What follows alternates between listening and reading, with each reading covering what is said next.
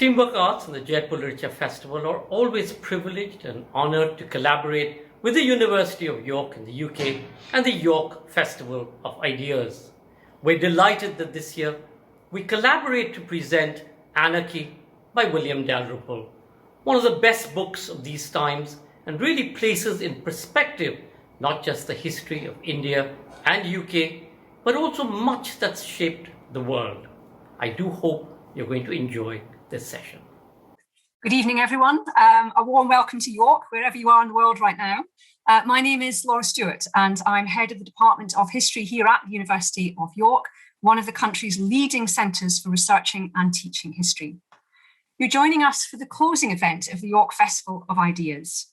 Over the past 2 weeks, the festival has presented more than 150 physical and virtual events with a scope that has truly spanned the local and the global. Led by the University of York, the festival celebrates human ingenuity and imagination and the power of education and ideas to change lives for the better. And we're here for what is certain to be a lively and stimulating discussion of one of the year's most important books, William Dalrymple's The Anarchy, The Relentless Rise of the East India Company. It's a timely book, as Britons continue to wrestle with difficult questions about this country's imperial past and how its legacy should be interpreted. Universities and history departments in particular are at the heart of these debates, as we should expect them to be. It is fundamental to the civic mission that the University of York prides itself on striving to fulfill, that we interrogate ourselves by the kinds of history with which our young people are able to engage. Such necessary processes of critical self-reflection can put academics into uncomfortable places. Campaigning by both students and staff at the University of Oxford, for example, against the public display of a statue of the 19th century colonialist Cecil Rhodes has brought them into conflict with leading politicians. Some have lamented what they see as the politicisation of history, but of course what we would say is that history is political. The decisions we make about what history we want to know is inevitably a reflection on the preoccupations and assumptions of our own society and our own time. Contemporary resonances are at the forefront of William Dalrymple's work. The East India Company's period of dominance had long-lasting consequences for the peoples of both modern Britain and India, while the larger issue of the relationship between state power and corporate interests with global reach has never been more pertinent. So over the next hour, it is our present condition, as well as our shared and contested past, that will be put under the lens. So before we begin, I just want to make a few technical notes. If you are watching live, you can ask questions using the Q&A button on your screen, so you may want to familiarise yourself with that now. This is available throughout the event. You can ask questions at any time, so don't wait until the end to put your questions in. You can do that right from the beginning. Should you have technical issues, such as a loss of Wi-Fi, you can rejoin the event using the original link. Please also remember that today's event is being recorded, so you can watch it again. Subtitles are available. To turn these on or off, use the CC Live Transcript button at the bottom of your screen. And now I'm delighted to welcome our chair for this evening, Rajini Vaidyanathan. Rajini is an award-winning broadcaster with 20 years' experience across TV, radio, and online platforms. As a foreign correspondent, she has reported from across the world and was named 2019 Indian TV Journalist of the Year. Recent stories that she's covered include the Indian elections, Sri Lanka terror attacks, the ongoing Rohingya refugee crisis, Donald Trump's visit to India, the Delhi riots, and an interview with the Dalai Lama. So in that busy schedule, Rajini, it's wonderful that you've had time to come and spend this evening with us here in York. You're very, very welcome. And without further ado, Rajini, I turn it over to you. Thanks so much for having me, Laura, and of course to the York Festival of Ideas. It's a great honour to be here this evening, not least because I lived in York. I studied at York University for 3 years, so I have great memories. And it's a great way of bringing together York and indeed William Dalrymple, who normally lives in Delhi, from where I'm speaking to you right now. So without further ado, let me introduce our star speaker of the night, Mr. William Dalrymple, described as one of the greatest British historians. He's won a huge number of prizes. I have the list here, so I'll go through some of them. I know he's extremely modest and won't want me to name them all, but they include the Thomas Cook Travel Book Award, the Sunday Times Young British Writer of the Year, the Hemingway Prize, the Wolfson Prize for History, the Scottish Book of the Year. I think I'll stop there, but you get the idea. He's won a lot of awards. He's also a frequent broadcaster who has written and presented 3 television series, including Indian Journey, which won a BAFTA in 2002, and his Radio 4 series on the history of British spirituality and mysticism, The Long Search, also won an award in that same year, in fact, the Sandford Prize for Religious Broadcasting, which was described as thrilling in its brilliance. I'm delighted to welcome William to the screen. Now, he's here to talk about this book. Here it is, if you haven't already got it. The Anarchy, which is the story of the East India Company. It's described as one of William's most riveting books to date. But William, just before we get into your talk, you're going to give us a little presentation about the Anarchy. I've seen it before. It is riveting. It really is. You've got the launch of the Company Quartet. So that's 4 books that actually make up, what, 2 decades of research and work that you've done. Oh, thank you so much. I've got this thing here. Apparently, it got stuck in the Suez Canal jam last month, and we don't know whether, given the bulk of it, it caused the Suez Canal jam or not. But it's now in this country, and it's 2 decades' work in one box. And just so if anyone feels they really want to read about the East India Company, they can really go to town. And it probably takes 2 decades to read them. Only joking. But before we get into talk about this book, which is part of the quartet, you've dedicated the quartet to your dear friend, translator and collaborator, Bruce Wannell, who we'll mention because he died last year. I've read the obituaries, you've written to him. It sounds like he meant a great deal to you. But the reason why it's important that we quickly hear from you about Bruce is because he also had a very strong York connection. Yeah, he lived in York. Bruce lived number 46 Holgate, and he oscillated between this very sort of cozy York residence and the wilder shores of everywhere else. He crossed Afghanistan on horseback in the middle of the Taliban period. He fought alongside the Mujahideen. He got up to all sorts in Iran and Peshawar. And for 2 decades, he was really the key collaborator in this project, because a lot of colonial history, bizarrely, still gets written only from the British perspective.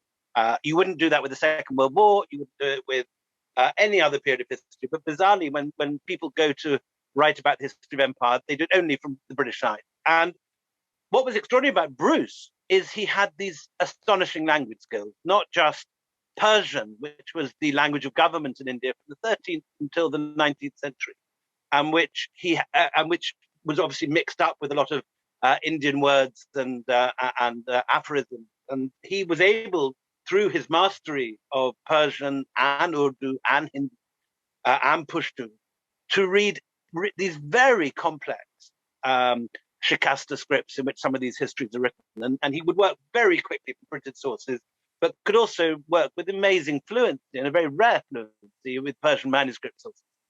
And he was like the key to this, the Narnia cupboard. Through Bruce, I suddenly had access to these remarkable sources, which literally only a handful of historians are really able to read. And so, in a sense, without Bruce, everything that's most interesting about this whole project would never have happened, which is to give the other half of the story and to realize that colonial history, from the British perspective, only tells half the story, the victor's point of view. But the Mughals and the Marathas and everyone else were extremely good writers of history. And there are great volumes and libraries full of memoirs, biographies, and histories written from the opponents of the East India Company. What was astonishing to me was how few of these had ever been translated before. And so I owe really everything to Bruce. And Bruce lived to translate documents for the very last volume of the quartet, The Anarchy, and came to the launch. And there he told me that he was going in for tests in the York Hospital. And he did, it turned out, have galloping pancreatic cancer, which took him in only 3 months. So I miss him enormously, but professionally also, he was the key to this. And I think of it very much as a joint venture with Bruce Wannell.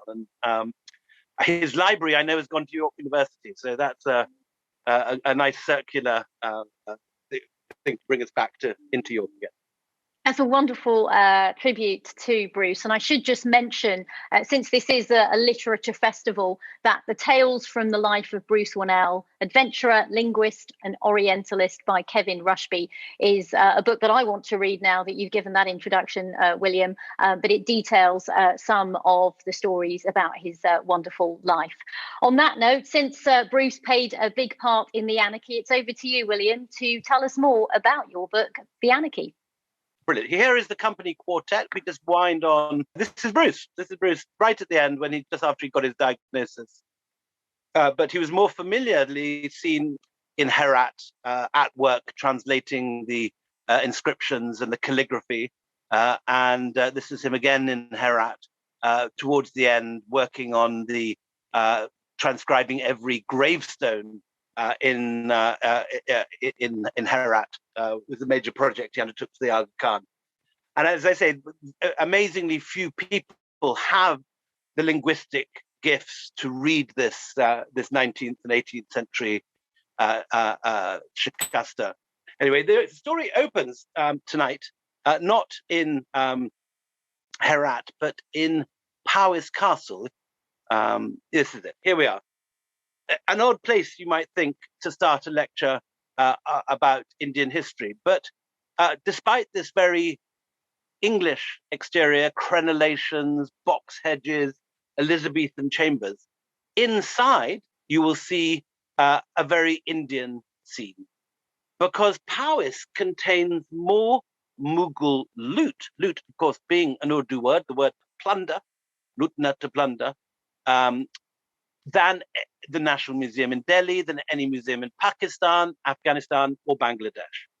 And as you go through the galleries of Powys Castle, you find room after room full of elephant armor, ivory, chessmen, Tipu Sultan's tent, one or two quite major things. This is looking through Siraj ad-Dowlah's palanquin left on the battlefield of Powys Castle. And then if you go through this arch at the end, you find yourself in a room full of loot from Srirangapatnam, the capital of Tipu Sultan. So what on earth are all these Mughal treasures doing in the middle of the Welsh countryside in a National Trust house? Well, the answer can be found in a painting which guards the entrance to these chambers. It's not a very good painting. The painter, Benjamin West, never been to India, and his domes look suspiciously more like sort of St. Paul's than anything Indian. But it shows an incredibly important scene. Because what's happening here is that the Mughal emperor in the center of the picture, in cloth of gold, is handing over to an English gentleman in red. This is Robert Clive, the main representative of the East India Company in India, a document. And that document is handing over the financial rights to the 4 richest provinces of India, not to the British government, but to a private trading company, the East India Company, that existed in one small office in Leaden Hall Street. This is it, just 6 windows wide and 5 windows wide in the middle. It's not even the 2 buildings on either side. It's just those 5 windows and slightly set back from the street. But that modest little office block, in the director's room there, were made the decisions that affected the lives of millions of Indians and led ultimately to their enslavement.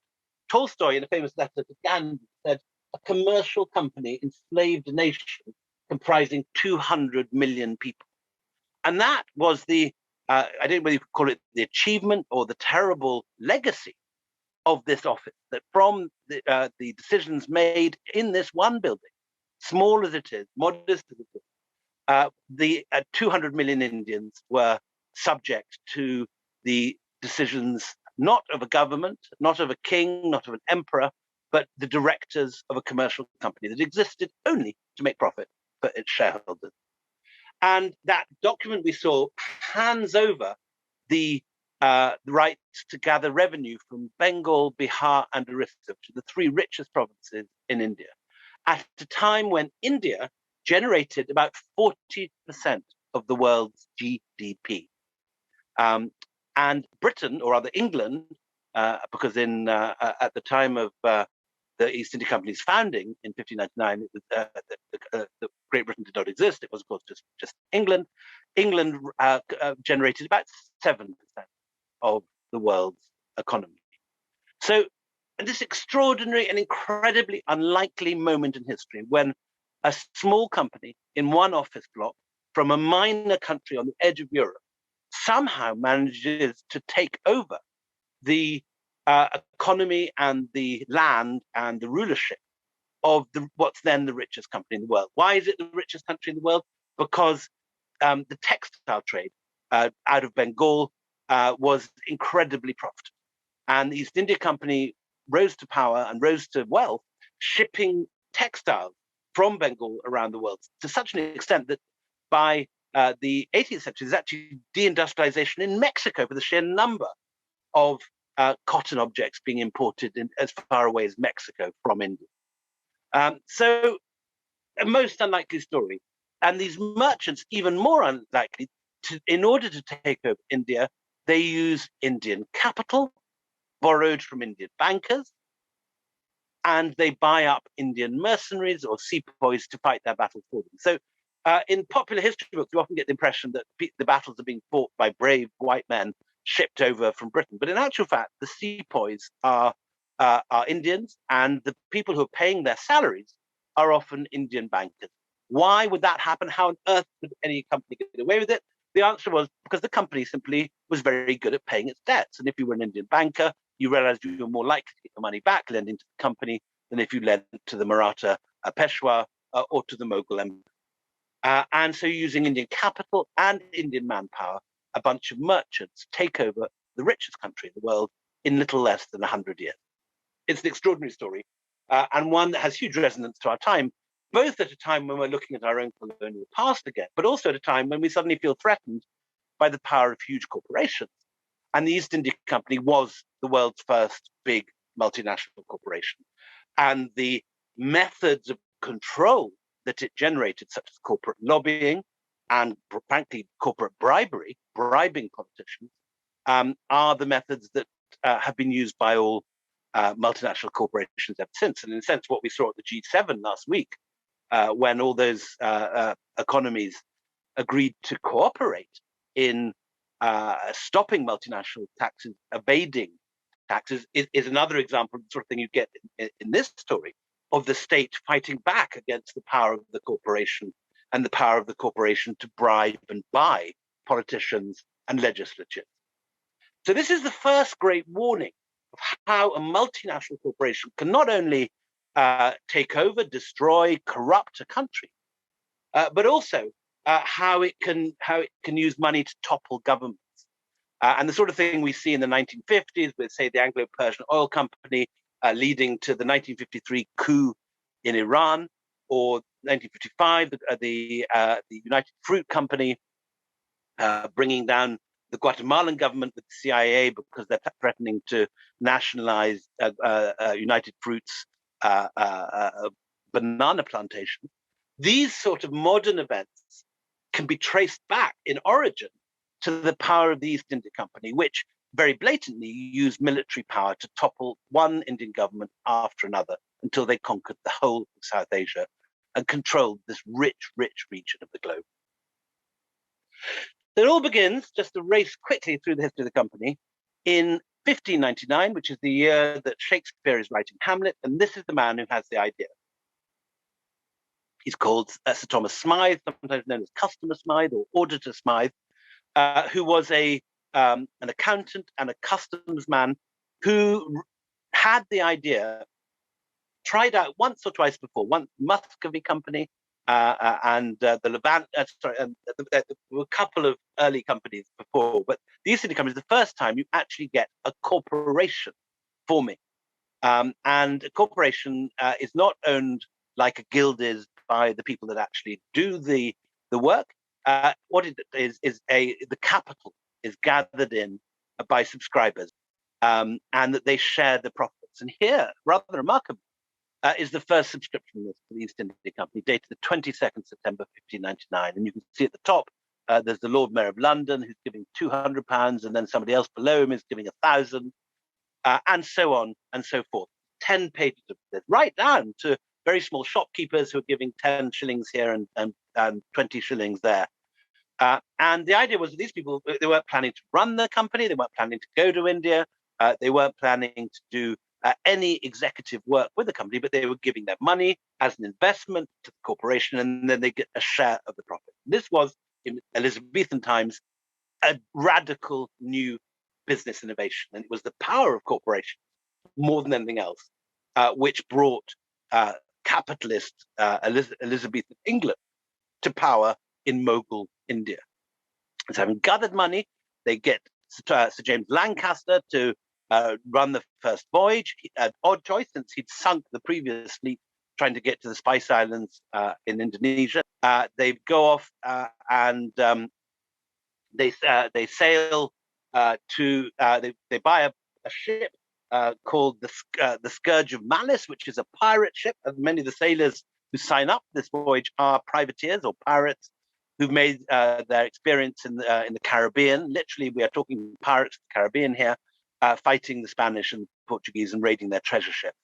And these ex-pirates and London financiers buy this ship, and off they sail. And just as they're reaching the Spice Islands in the Moluccas, 6 months later, they come across a Portuguese ship coming the other direction, and as they are pirates, they simply board it, transfer the contents back into the Scourge of Malice, which has now been renamed the Red Dragon, as if it's a nice cozy pub in Holgate or somewhere in York, and they sail their captured spices back to London. So without even having to trade, they come back and sell their spice, their incredible spice cargo for £1 million.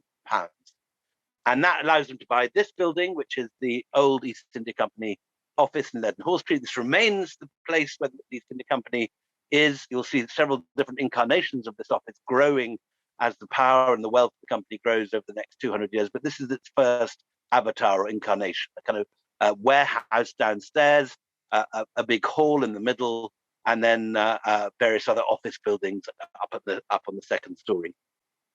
And initially, there's just 35 people working in this head office over the first 100 years. It's a very tight operation, but they begin to make their own ships at Deptford. And in about the 1640s, they refocus. And having initially been focused on getting spices from the Spice Islands, they find that they can't keep up with the competition with the Dutch, who have simply got deeper pockets and better sailors than them. So they revert to trading with India and buying Indian textiles. And this turns out to be the crucial business decision. If you like, the startup gets sort of rejigged after a few years, refocused, and they become effectively a textile trading company, which is a very good decision because Indian textiles will become the world's big industrial import and export of the next century. And the East India Company gains control of that export trade and makes a fortune out of the industrious activities of Indian weavers. All goes well. This trade bustles away perfectly peacefully until the death of this man, Aurangzeb, who's the last of the great first 6 Mughal emperors. And with him, he's overexpanded. He's come into conflict with the Marathas. On his death, the whole Mughal Empire begins to crumble very, very quickly. Marathas raid up the west coast. They even raid the main port of Surat. The Sikhs rise up in the Punjab. The Jats rise up in Doab. And the whole thing begins to crumble, leaving Delhi, which is the biggest city in the world, 1 million people in the 1740s. Get 2 more pictures of Delhi. That's the Chandni Chowk, and the one after that. Sorry, but that was the second picture. So you get the impression of this vast city. Everywhere else in the Mughal Empire is beginning to go to rack and ruin. The Marathas, the Jats and the Sikhs are rising up. Who is going to get to plunder Delhi? And in the end, it's not the Marathas, it's not the Sikhs, it's not the Jats, it's this guy in this red hat, Nadir Shah, the Persian warlord. And Nadir Shah is a military genius. He's invented a new gadget called the swivel gun, which is basically like a small light tank. It's a large musket on a tripod which balances on a horse's neck, and can pierce any Mughal armor. And in 1739, in order to raise funds for his fighting his real enemies, who are the Turks and the Russians, he raids India, takes Kabul, then he takes Peshawar, then Lahore, and finally he takes on the Mughal army, 1.5 million Mughals, mass in Colonial, under the leadership of Muhammad Shah Rangila. And in the first day, the Persians just wipe out the Mughal cavalry. And Nadir Shah on the right invites Muhammad Shah Rangila on the left to dinner. Idiotically, Muhammad Shah goes and is arrested. The two march into Delhi the next day. 6 weeks later, Nadir Shah of Persia leaves India, leaves Delhi with 8,000 wagons of loot, including the Kohinoor diamond, its sister, the Darya-Noor, the peacock throne, and the entire collected wealth that the Mughals had gathered to themselves over 100 years of rulership of the richest country in the world. And this loot is simply taken off to Persia, to the Persian-Afghan border, to Herat, and the Mughal Empire disintegrates because there's no one to pay the soldiers, there's no one to pay the bureaucrats, the whole thing shatters. This is if you take a Baroque mirror and throw it out a window. It shatters on the ground into a million pieces. Suddenly, where you've had one unified empire with 1 million men under arms, an enormous military force, suddenly you have hundreds of competing small states, Jodhpur, Jaipur, various Maratha chieftains, Hyderabad, small hill states, small coastal states, and so on. And the two forces who manage to make use of this chaos, this anarchy, are the French and the English East India companies. And the French are the first to train up sepoys. These are French sepoys. It's more like a sort of gay pride parade, this picture, but this is actually the cutting edge military technology of the day. These guys sitting nonchalantly in their shorts are using the military innovative techniques developed by Frederick the Great of Prussia, mobile horse artillery, muskets, bayonets, and these new European military techniques from the military revolution developed in Europe are imported into India and proved devastatingly effective. Tried for the first time outside Madras in 1740, they quickly reshape the whole nature of kingship in post-Mughal India. And when Siraj-ud-Dowlah, this guy, decides to take on the East India Company, he quickly conquers Calcutta. He has a bit of a shock because by pure bad fortune, the same day that news arrives in Madras of the fall of Calcutta to Siraj-ud-Dowlah, this man arrives bobbing off the coast of Madras. And this is Robert Clive. He's come with a huge military force, not to fight Siraj-ud-Dowlah or any Indian army, but because faulty intelligence has led the company to believe that the French have sent an enormous flotilla to India. In fact, that flotilla went off to fight the 7-year war in the United States. French forces were at that moment crossing the border into British America over the lakes of Ohio and so on. All that last of the Mohican stuff from the 7-year war. But Clive doesn't know this. Clive has come out to fight the French who aren't there.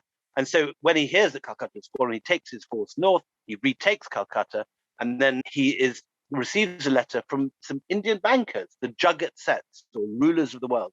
And these guys are the richest bankers in India. They are, if you like, the Rothschild. And they say, we will pay you a fortune if you go and get rid of Siraj-ud-Dowlah, who is damaging all our commercial interests by his wars. And Clive says, thanks very much. And off he goes to fight Plassey, paid for by these bankers. And the Battle of Plassey, in the normal scheme of things, you see Clive as this great hero. In fact, it's all a big setup. Mir Jafar, the main commander of Siraj-ud-Dowlah's force at Plassey, is also in the pay of the Jagat Sets, doesn't fight.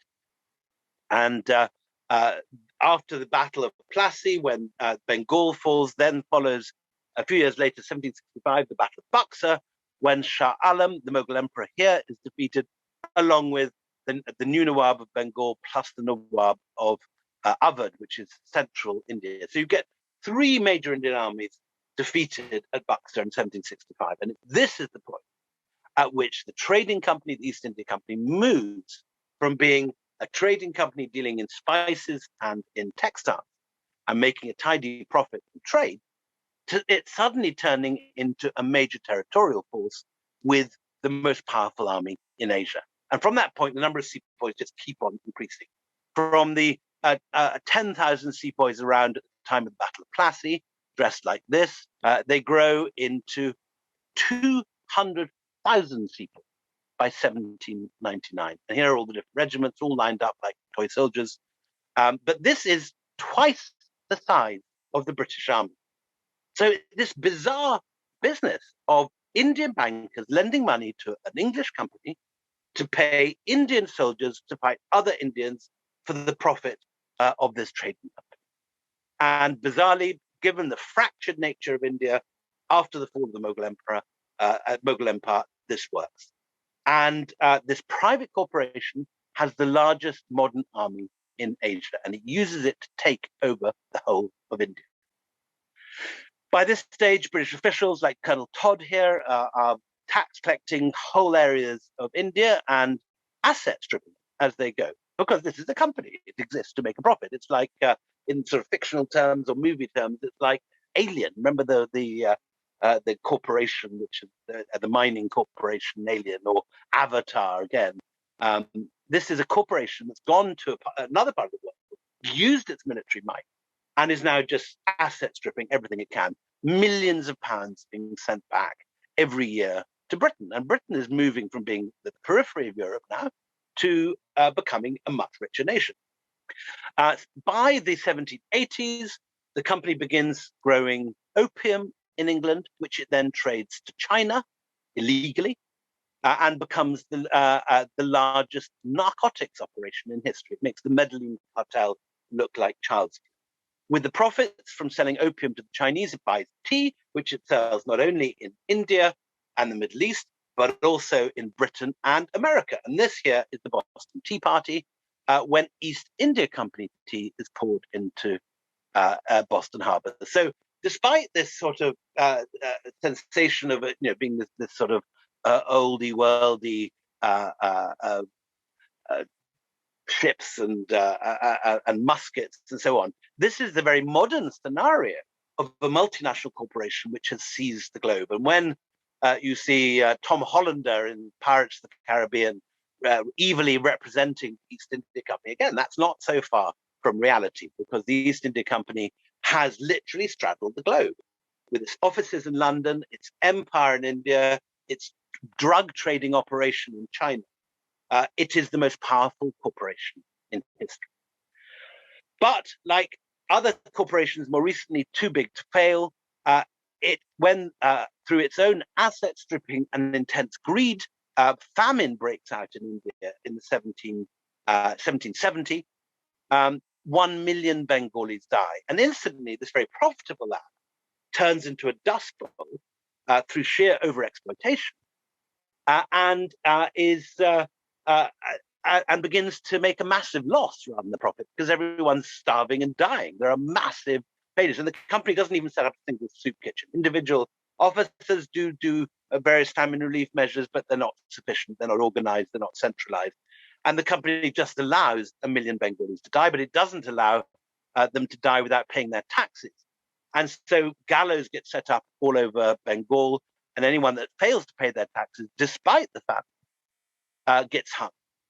And when the company manages to gather the same amount of tax revenue during the famine, the shareholders are so pleased, they vote themselves a dividend increase at the height of the famine over the bodies of 1 million dead Indians, a dividend increase of 12.5%. So anyone that wants to believe the benign nature of the British Empire has a very difficult task to wrestle with when dealing with the East India Company, because the East India Company made no bones about the fact that it only existed to make a profit, in the same way that Goldman Sachs or any McKinsey's or indeed Google or Facebook does today. It's a corporation that wants to make a profit. Obviously, not a just way to govern any land, to exploit it merely for profit. So, if you are someone who likes to believe that our ancestors ran this wonderfully benign empire that is so different from that of Germany or France or Italy, or Belgium, you have a very difficult task to see anything at all benign in what the East India Company went up to. But this was the flag of the East India Company, which influenced, of course, the American flag. What happens after the Bengal famine is the company goes bust. It loses so much money that the British government has to come in.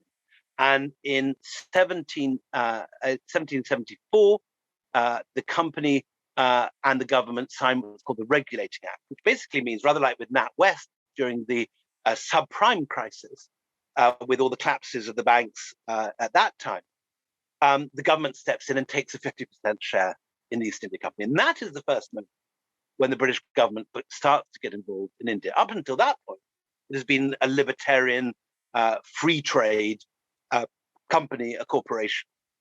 And government control continues to increase throughout the late 18th century. The new East India Company House, built on the same site, is now has supervisors from the government involved in it. This is the company boardroom. And this is the scale of the operation. Here are the East India Company docks, where everything gets unloaded on its way back from India. Here are the other docks at Brunswick, where 100 clippers a year are made to transfer opium and tea around the world, and textiles. And all is well until in 1857, the company's own military force, the sepoy, raised the flag of revolt against the company and begin what is the largest anti-colonial revolt in history. In India, it's called the First War of Independence. We in Britain still call it the Sepoy Mutiny. And it nearly succeeds. It nearly drives the company and the British out of India. But through an amazing combination of the Sikhs and the Pashtuns coming to the rescue of the company for profit, for company wages, the Mughals are defeated, and horrible deaths occur across North India. There's massive hangings, bayonetings. All adult males above the age of 16 in captured towns are considered to be fair game and are shot dead. We don't have accurate figures, but they're certainly in the hundreds of thousands of casualties of innocent civilians at this point. And such is the mess, such is the destruction and the mess created by this, that the company is nationalized the following year, 1858. This is a cartoon in Punch showing the nationalization of the company, and the captions read "Nepotism, blundering avarice." The company blew sepoys from the mouths of cannon, and in this cartoon, the company's headquarters at Leadenhall Street is blown from the mouth of cannon, a symbol of the nationalization of the company. Its army, its navy is disbanded. The East India Company Army becomes part of the British Army, and the East India Company gives way to the Raj. But the Raj is only 90 years, 1858 to 1947. The much larger bit that we forget about, the bit of the iceberg under the water, is the company, which exists from 1599 until 1858. In other words, 250 years, a much longer period of history. And anyone who wants to understand the extractive nature of our presence in India over such a long period has to wrestle with the way that the company simply asset stripped, looted, and plundered India, turning one of the richest companies in the world turning one of the richest countries in the world into one of the poorest.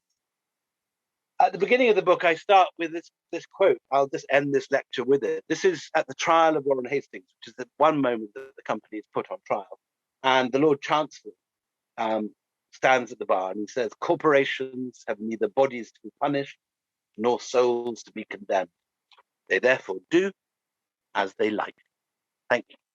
Thank you so much for that very illuminating talk, William. I'll just remind the audience that if you have questions for William about the book, you can pop them in the Q&A section, which is at the bottom of the screen. I just have a very quick question to ask before we open the floor up, William.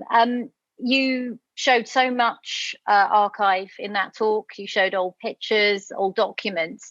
To write a book like this that's so extensive and tells a perspective that we perhaps haven't heard before, how do you go about actually making sure that it's balanced and tells us kind of both sides of the story, as it were? How did you get these documents? I mean, you mentioned Bruce's translations as one key component.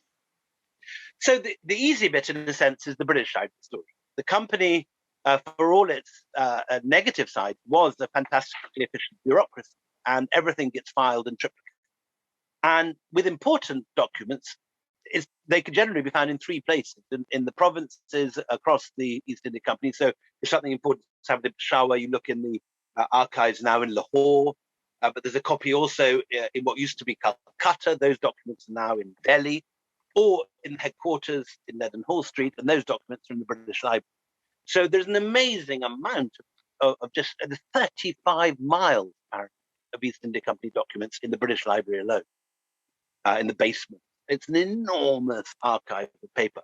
And up till now, that documentation, that incredibly detailed, full documentation, whose only problem is that it's so extensive. You have to wade through this stuff and find a way of making sense of enormously detailed day-by-day accounts of its politics, economics. I mean, there's so much data, you have to be super selective.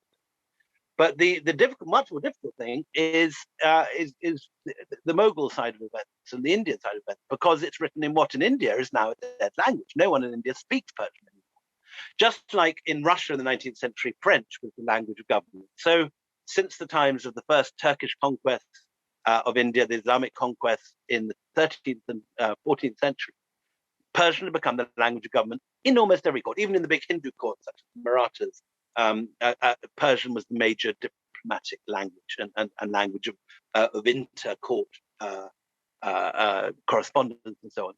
And yet today, there's literally a handful of people in India that can read these Persian documents. And this is why Bruce was as well as such a wonderful scholar, was such an incredibly invaluable collaborator for me, in that he could read the stuff as easily as you and I can read the front page of The Guardian. And over 20 years with these four enormous books, first White Mughals was the first to be written, then Return of a King, then Last Mughal, and then the Anarchy. We found enormous wealth of materials in the National Archives, in the British Museum, in small provincial places. There's, for example, a tiny town in Rajasthan called Tonk, which has an incredible 19th century library of Persian sources. Difficult to use, not a particularly nice place to work for an extended period of time, but Bruce went off there. We found all sorts of wonderful materials for the life of Shah Alam there, which we then translated. And sitting between Delhi and York, Bruce would produce these fantastically full and beautifully written translations, which allowed us to get both sides of the story, and then we'd slot it together and write it up. Yes, it's 20 years work. I suppose we started in 1998 and finished in 2019. Okay. I'm now going to do something completely different. I'm going off to do something on early India, on the period of Ashoka and the Guptas and so on. We'll speak to you in 20 years' time about that one then. We've got lots of questions. Thank you to all of you who sent them, and we'll try and get through as many as we can. I'll start with this one from Naomi Caligaro. Thanks for your question, Naomi. She says, "Greetings, William. This is a topical question, actually, and it kind of encompasses a lot of the discussion that happened after the Anarchy came out. She asks you, if you were asked by Boris Johnson why Britain should focus attention on inconvenient truths regarding the past, what would you say to him?" It's a very important question, this, and thank you for asking that.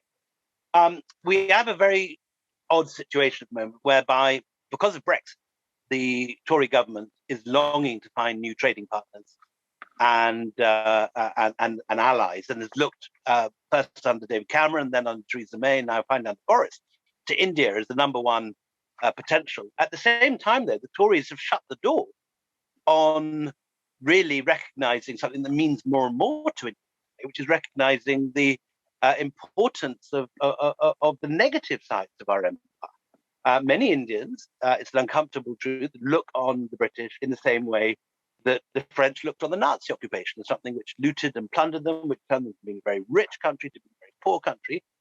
And there is, I think, an increasing rather than the lessening feeling that the British have got to man up and apologise for this sort of stuff if they want to have access to Indian markets and good relations with India. But the Tories are going in reverse. Last week, Nigel Biggar, who was the biggest supporter of British imperialism and who has done most, I think, to his critics would say he's a supporter of white supremacy, who has praised the British Empire as a civilizing force and who has supported the East India Company in Britain in favour of roads and so on. He got a CBE from Boris Johnson last week. In other words, and then Dowden, Oliver Dowden, the Culture Secretary, has attacked woke historians who are allegedly smearing the British Empire, and there is a tension here which will need to be resolved. I think that in the end, Britain will not get the trade deals it needs with India unless we have some sort of recognition of the negative side of empire and the wrongs we've done. We cannot have situations where the Queen and the Prime Minister go to India, then go to Amritsar, where the Amritsar massacre took place, lay a wreath, but then not apologise. What is stopping the British government apologising for a massacre of innocent people having a picnic? You simply can't have this. And I think, as people like you, Rajni, rise up, British Asians who've grown up in this country, reach positions of power and influence, more and more people are asking why we haven't faced this. My friend Satnam Sanghera, wonderful book Empire Land, been a big hit this year, and has struck a chord with many people. But the government is, in a sense, backpedaling. Its policy is very strictly to criticise bodies like the government, like the National Trust, which try to come to terms with the colonial past, not just the East India Company, but the other big source of 18th century wealth, which is the slave plantations in the Caribbean, and which in northern England and in Scotland was the source of many of the great fortunes. Just outside York in Harwood House, for example, the Lassells family built Harwood House with profits, massive profits from Caribbean slave plantations. Now, you cannot have a situation where the guidebooks ignore this. This is a very, very important bit of our history, and yet we have consistently created a kind of Sunday night drama confection where we imagine the 18th century as a sort of big Colin Firth fest with strapping lads in breeches wading through lakes to rescue Jane Austen-y damsels, without recognizing that the money for all this stuff came from two sources. Before the Industrial Revolution really got going in the 1780s and 1790s. One, the East India Company and the looting of India. Two, the Caribbean slave plantations and the exploitation of black labour in the Caribbean. I think I'll bring in a question from Rita, which kind of picks up from what you're saying.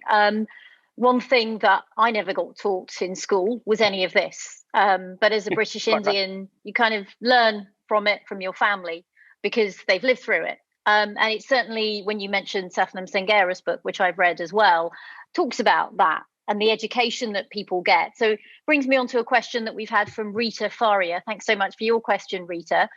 Rita asks, why don't you think this story is widely known in the UK? Well, bizarrely, in the 1950s, in the aftermath of empire, the British did that very British thing of not talking about a problem. They just put all the empire stuff into a box in the attic. And in family after family, all this empire stuff got literally put in a box in the attic. The Tate took down all the empire pictures. Probably the most famous picture of the Raj was the retreat from Kabul, Lady Butler's Last of an Army, with that one soldier riding in from the retreat from Kabul and the rescue force coming out of Jalalabad. This gets taken down from the Tate, where it's been given pride of place in the 19th century, and put off to grass in a regimental museum in Somerset. Meanwhile, empire is simply taken off school history curriculum. So bizarrely, unquestionably, the most important thing the British did in the world, which was the British Empire, which, for better or worse, spread out across every continent, seizing land from Australia through to North America. That never appeared. And children today go into school and they learn about the Tudors. And then there's a brief stop off for Florence Nightingale and the emancipation of the slaves and William Wilberforce. And then we're fighting the Nazis. So the impression is given to British children that their ancestors were always on the side of the angels. They were liberating slaves, that they were nursing soldiers in the Crimea, and then they were fighting Hitler. The fact that we enslaved every nation, every continent, peoples in every continent. And you can argue, in a sense that we won a lot of battles, we plundered a lot of countries, to the spoils the victors. That's a logical argument.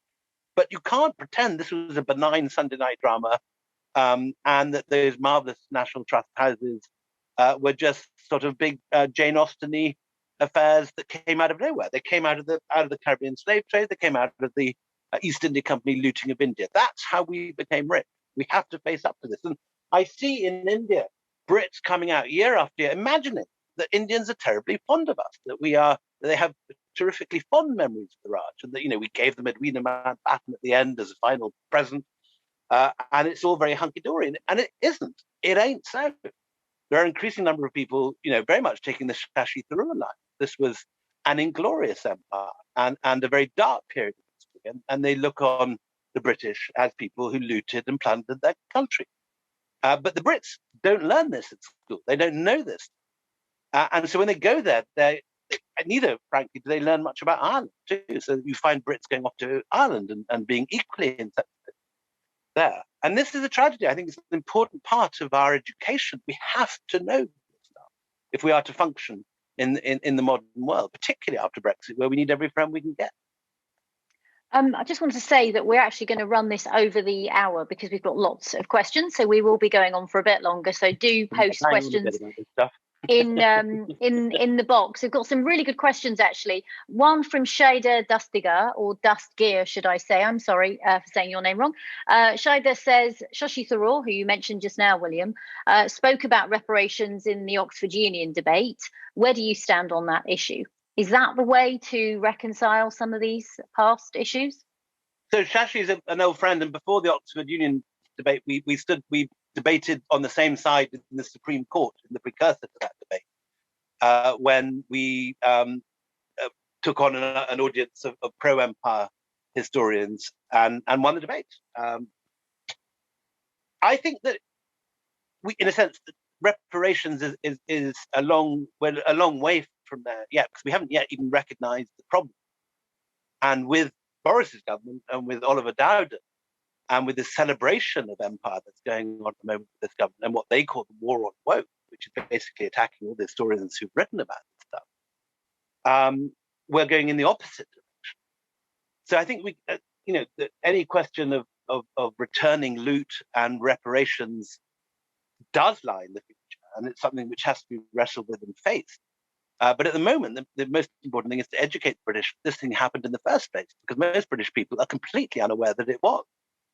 And many get very upset if they don't know this stuff and suddenly being told that their great grandfathers were war criminals and wiped out whole people. It's not a happy story to be told. And obviously, it's nice to believe that your ancestors were heroic and wonderful and did great things and built railways, ports, and brought democracy and all the old lines.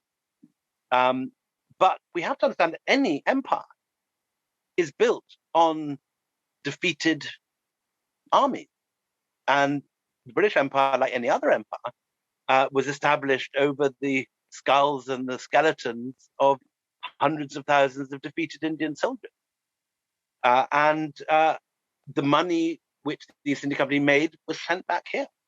And until the British children are taught this at school, and until people realize the extremely dubious nature of the sources of our we are going to have a major problem. And later, I think we will have to reckon with the amount of stuff in our national collections, which do come from India and Benin, and many of which are the products of looting operations.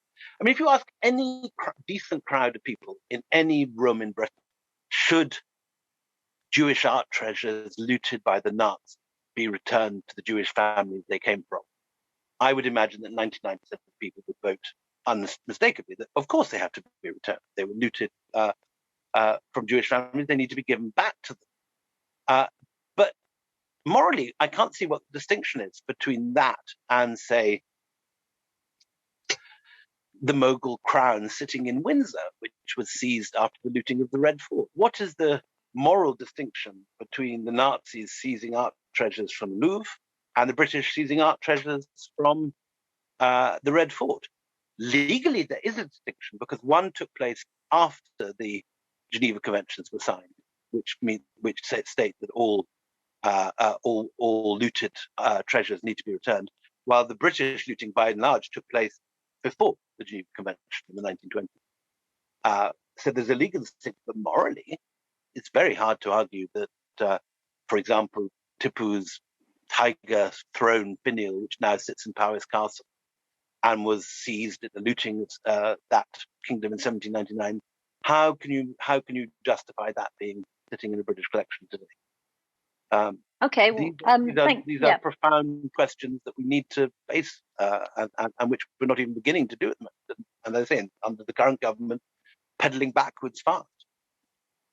So if you have any questions or any views actually that oppose what William says, do put those in as well, because it's always good to have a different flavour of views. We all know what William's views are of the current government's position on this, but this is a balanced discussion. So if you have any other views, in fact, just on that, very quick question, no name for this one, William, asking, do you consider yourself a woke historian? No, I don't, because I mean it's very simple, this stuff. It's not complicated. You cannot argue that the East India Company was there in a benign mission of bringing civilization to a benighted land, because Mughal India was an extremely rich place and extremely well governed. We tend to think, I think in modern India, people tend to think Mughals, because of Bollywood, as being this place where rulers sat around dropping sort of mangoes into each other's mouths with fluttering pigeons and a sitar playing in the background and Aishwarya Rai lying in silk and pleasure ground somewhere. But the reality is that all that stuff was built on the industrial power of the Mughal weavers who created this world-beating. This is one of the moments in history when India is one of the few moments in history when India is richer than China. And between the two of them, they're creating about 2/3 of the world's manufacture. This country, which was one of the richest, is left one of the poorest by the British. And so, and the East India Company, there's no, you get in the Victorians, you get this justification of empire on the grounds of bringing learning, bringing railways, bringing ports and civilization. But the East India Company didn't do that. The East India Company is very clear that you joined it to make fortune and to make profits. And someone like Clive wouldn't have understood the question. He wasn't there for the sake of India. He was there for his own sake and for the sake of Britain. And so, as I say, you can argue that every country has its moment in the sun. That there was the Romans, the Vikings, they looted, conquered too. There was Genghis Khan, there was the Timurids. And this was Britain's moment of dominance and empire building, and that's absolutely right. But you cannot pretend that this was a benign, positive operation done for the benefit of Indians, as it very clearly wasn't. So I think it's not a question of being woke. It's just a question of reading history and seeing what's there. And I would challenge anyone to justify what the company did, particularly in the 1770s and 1780s, because it's unjustifiable in modern terms. Tomorrow's headline: William Dalrymple, I am not woke. Really good question. Really good question. What would we do without the BBC? Kitty asks a question that follows on from what we're saying. If this is so important, which we've established, to include in history so that younger generations know about this, would you actually consider writing a children's book about this? 2 years ago, I wrote a short book about the Colonial, which is obviously at the core of this. With Anita. The Colonial diamond is the diamond which, and it's a very good symbol in the sense of how complicated this stuff can be at times. The Colonial diamond originated in the Golconda mines of southern India, near Hyderabad. It found its way to the Mughal court at some point, where it was part of the Peacock throne. It was part of the stuff that Nadir Shah took off to India, then went to Afghanistan, then went to the Sikhs, and the British took it, and it's now in the royal crown of the Queen Mother. Now, there you have in one crown the whole story, or the whole issue, the whole moral issue. What do you do with this stuff? Should we be giving it back? How should we be treating it? And that is now a children's history book. Last year, Juggernaut in India produced a wonderful children's edition with fantastic pictures, which is available on Amazon India and possibly in Amazon UK. I'm not sure, but it's a wonderful thing, and it's built for young adults, I think, for the age of 10 to 15.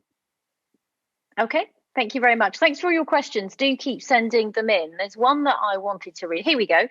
This is changing the tack a little bit. It's from Mim Dyer. Mim asks, what are the connections with Southeast Asia? Which connections, I think she means, with Southeast Asia, would you say, i.e. Myanmar, Thailand, Malaysia? What are the connections with this? She's asking. And can you recommend any similar works to yours on those countries? Now, I think actually, isn't your son writing a book just about that?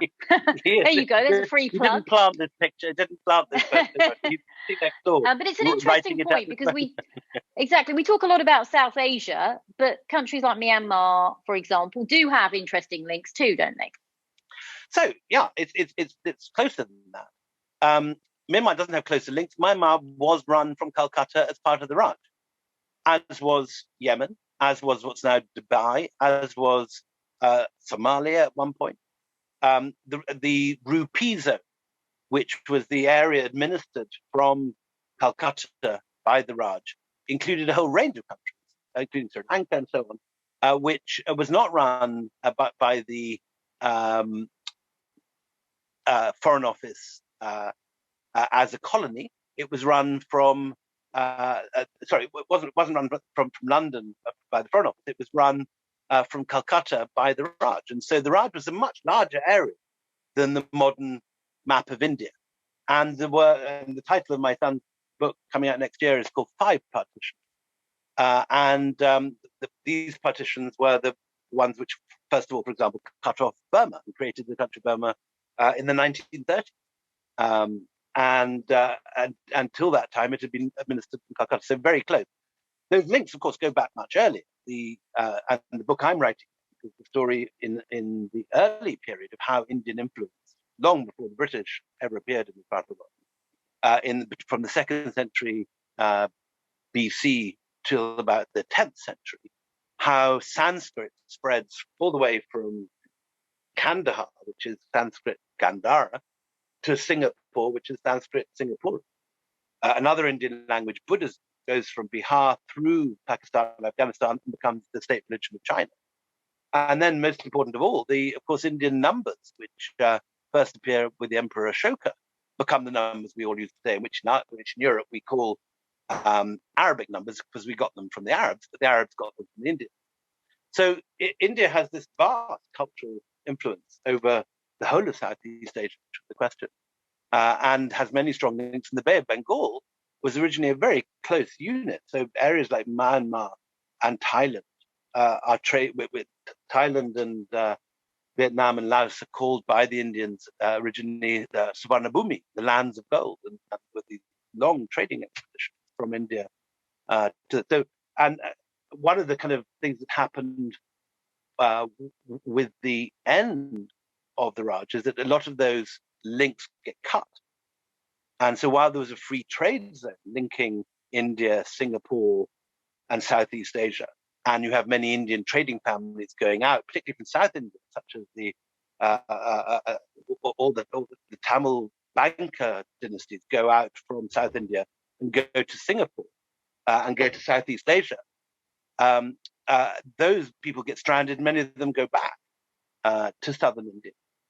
And you have this sort of gathering, the loss, in a sense, of Indian influence in Southeast Asia after 1947. Okay, thank you. I've got a couple of questions on a similar theme. Now I need to find them, of course. Where have they gone? Here we go. Ifra Qureshi asks a question similar to another question from Jeremy Walker. I'll go with IFRA's, which is what can we learn from the East India Company when considering the relationship between corporations and communities in today's world? And Jeremy's question is a similar one. He asks, which companies today do you think are comparable with the East India Company? I mean, there's so many now that are kind of taking over the world, usually the tech companies, isn't it? So thank you, Jeremy and IFRA. So if you could answer those two questions. Well, one of the major themes in the Anarchy is the way that you don't just have the company taking on various rulers of India. You have the company taking on the British state, because the company has to operate within a political system. And the company is the first organization which really understands that you can bribe people and you can alter the outcome of elections by spending money on it and by lobbying. And indeed, you can use simple bribery. And within a century of the company charter being issued in 1599, in 1695, the governor of the East India Company is imprisoned in the Tower of London because he's been found giving brown envelopes full of cash to MPs in order to vote for the extension of the monopoly. And this is the first case of corporate bribery in history. And then there are more subtle ways. For example, East India Company men coming back from India with fortunes, having bought their country house, set up their luscious estate, whether in Yorkshire or in Wiltshire or in Scotland, then find, of course, that they can have the money and the resources to stand for Parliament. And then you have this huge outcry as the East India Company takes over a great chunk of Parliament and has its own, it doesn't just have one party, but it has its own lobby, so that it can actually help control any vote that affects its profits. Finally, of course, you have the fact that 2/3 of MPs by the 1780s own East India Company shares, and so will not vote to have their own financial health endangered by any legislation that might control the company. So you have already this tension we get today, and which reared its head at the G7 summit only last week, where you have the question of how does a state control a very rich company? Because very rich companies can fight back by bribing, by lobbying, and by controlling state. They don't always have to have a military like the East India Company had, an actual army of 200,000 people. The East India Company army, 200,000, is in 1799 twice as large as the army of the British. But obviously, modern corporations have many other subtle ways of controlling all our activities. Anyone watching this now on a mobile phone, you'll be finding adverts on your Twitter feed and your Facebook feed tomorrow morning for East India Company tea and East India Company, because your cookies are rapidly hearing everything we're saying here, and they're sending you adverts themed on what you're listening to. Now, that level of control stands way over anything the East India Company dreamt of. That wonderful book, Surveillance Capitalism, that was published last year, that came out at the same time as the Anarchy, is the best guide to that. The way that these companies today have gone way beyond the crude military methods of the East India Company to alter our needs, our wishes, our purchases. They know what we're thinking before we do, and it is one of the great questions of our time. And so, what I think was so lucky about the Anarchy was that it came out at a time when there were not one but two major issues which it addressed. First of all, this unspoken question of colonialism, which all the stuff that I've got in there has been current in academia for 20 or 30 years, particularly when Indian academics started joining British universities and writing this stuff. People like Tirthankar Roy have been writing this sort of stuff within British academia for 30 years. But it's only now that people like Satnam Sanghera are putting it out into, or Shashi Tharoor are putting it out into the general public. People are beginning to grapple with stuff and the moral issues that come out of it. But as well as this whole issue of colonialism, you also have the whole issue of the power of the corporation and the way that companies like Facebook and Google can evade taxes, which is the thing that we were dealing with last week in Cornwall. And just one final anecdote, there's a moment in the 1740s when the East India Company is in Madras, is surrounded by the Nawab of the Carnatic, and he notices that the Madras simply hasn't paid any taxes for 3 years. So his troops surround the city and they besiege it. And the East India Company sends out one man who's actually Italian, Nicola Manucci, who tells the story in his memoir. And he rides out and he says, look, we don't have the power to match your army yet. You can destroy the city, but your weavers will not have any trade to trade with. Your farmers will not be able to sell anything. We control the ports. We can ruin you. And moreover, we can just simply go to Bengal or to the next city up, to Andhra Pradesh, to Orissa, and establish our factory there. And you will get none of the profits which we are generating, and your people will get none of the benefits of this trade. And the Nawab can't answer this, because exactly like with Amazon, do you tax Amazon, or do you just regard that having a huge Amazon factory employing 10,000 people, albeit on low wages, is more advantageous than taxing, which is obviously what the Irish, for example, have done. So the same idea whereby corporations simply operate in the best place that will give it the most concessions. This is not a new problem. We think it is today, all over the papers last week, but it's happening in Madras in 1740. East India. Okay, well, unfortunately, that's all we have time for, but we got so many great questions that we didn't get through.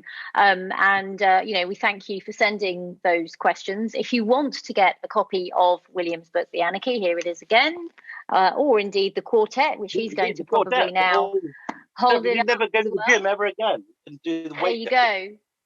Then you can do that from our partner bookseller, Fox Lane Books, which is foxlanebooks.co.uk. But thanks again so much. Oh, hello, Olivia. She's just made a guest appearance now. But thanks so much, William, for such an enlightening and interesting conversation. I have heard that talk before, but it sounds different every time. And I've read the book and it's wonderful. And hopefully we can have another one of these chats. So thanks very much. And thanks very much for having us as well on the festival. And I'm now going to hand you over to Joan Concannon, who's going to round up the whole of the York Festival of Ideas. Thank you so much, William and Regina, for such an incredible closing night event. William talked really movingly about Bruce Wannell, who some of us were lucky enough to know at the festival. And I'm delighted to say we've teamed up with William and the publisher of The Life of Bruce Wannell. And at the end of this session, we will randomly select 3 members of the audience to win a copy of this fantastic book. And we'll email you after the event. If you have any reminiscences about Bruce, who we do really miss, do email us or post your memories on social media using the hashtag #YorkIdeas. William's raised so many important issues tonight, not least of which is the idea of how we understand, accept, and apologise for the continuing impact of our past. And in doing so, to consider how we teach history in our schools, something I feel really passionately about. The impact of British Empire on countries all over the world is simply not covered in a way that would enable us to understand how Britain is regarded in different countries. So we're truly honoured that we've been able to close the 2021 festival with such a distinguished historian as William, and to have welcomed back our alum, Regina, as well tonight. We hope very much that both of you will be able to visit York in real life very soon. And that leads me to a wider reflection to close this year's festival, which has, of course, had to be predominantly online. So I want to thank all of you, our audience, but especially our donors, including our headline supporter, Holbeck Trust. Without his generosity, we would not be able to deliver such an eclectic and diverse programme to our audiences for free.